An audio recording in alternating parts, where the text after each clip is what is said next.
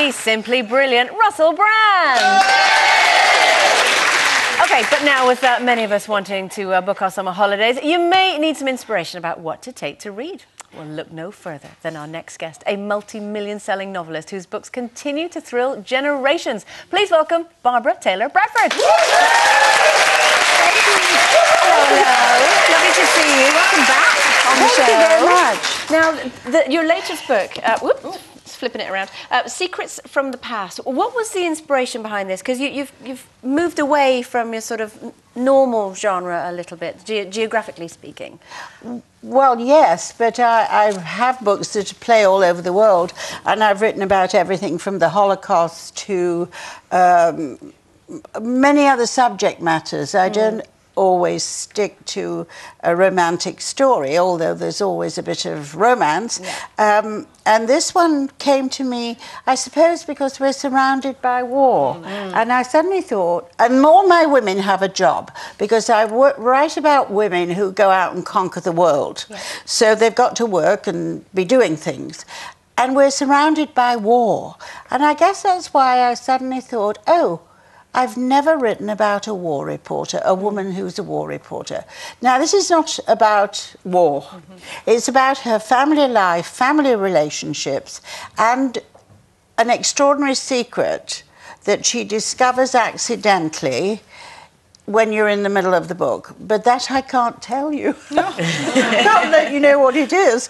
But it's really about her looking after... She's come out of a war and she feels she's lost her edge, and she thinks, next time I go, I'll get killed. I'm not with it anymore. Yeah. And so she's writing her father's autobiography, but she's asked to go and look after her boyfriend, but they split up and they hate each other. And she said, no, I'm not going to go and look after him. He'll slam the door in my face. No, he asked for you.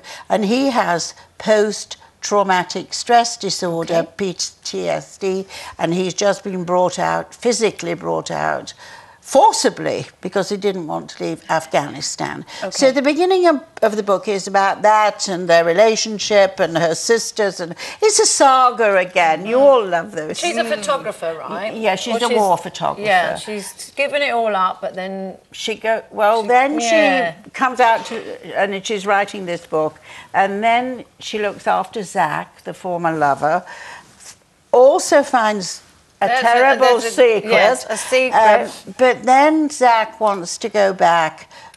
Well, he wants to go back to war, but he wants to go to Libya. So for 2 months, I was lucky that I was in the south of France, able to do nothing but look at television, because in July of 2011, the Libyan war started. So I said to Bob, I think I have to go and be a war reporter on the front. He said, over my dead body. No.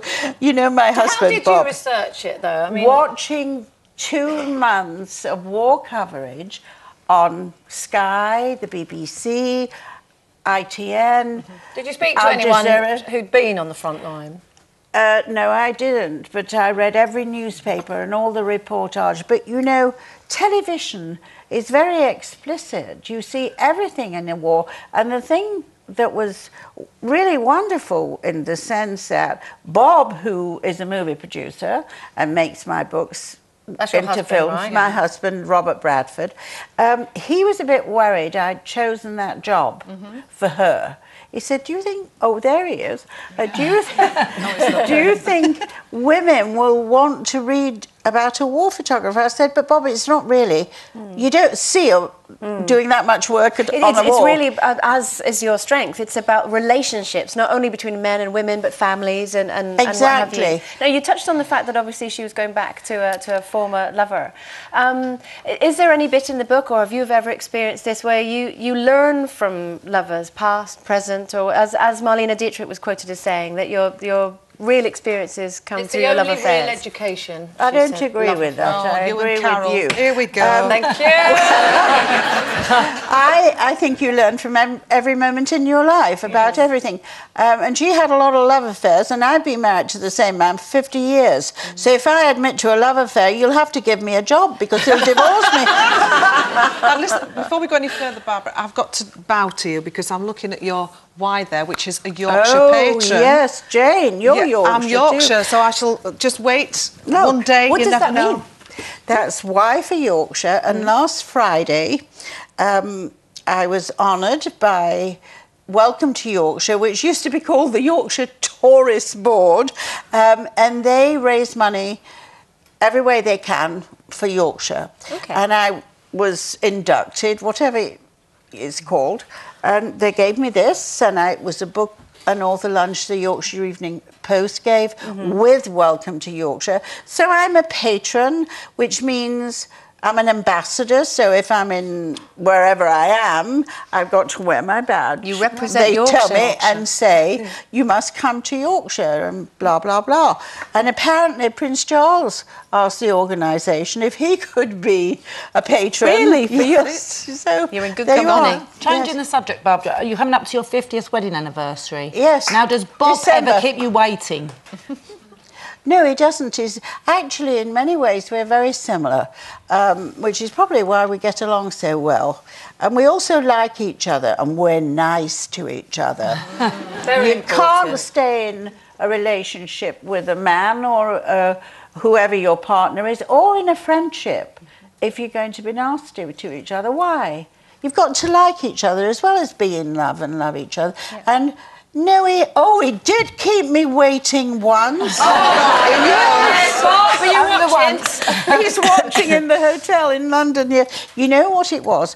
I was at our apartment in London because we had been living together, and he had gone to Spain to talk to Ava Gardner. Oh gosh, there's an about excuse. being in a movie of his. And he said, I'll be back on the Sunday night. And we were on the Saturday night or Sunday night. We got married on a Friday, so it was Thursday night. He was supposed to be back. Oh dear. At a certain time, like 8 o'clock. Then it was 9 o'clock, 10 o'clock, 11 o'clock. And I thought, Ava Gardner has got Bob in bed. Barbara Taylor Bradford, I'm awfully sorry, but we have to cut you short because we've got Russell Brand waiting in the ring. Not quite Ava Gardner, but me. you know, it's wonderful as ever to have you on the show. It's Barbara Taylor Thank Bradford, you. everyone. Thank you so much.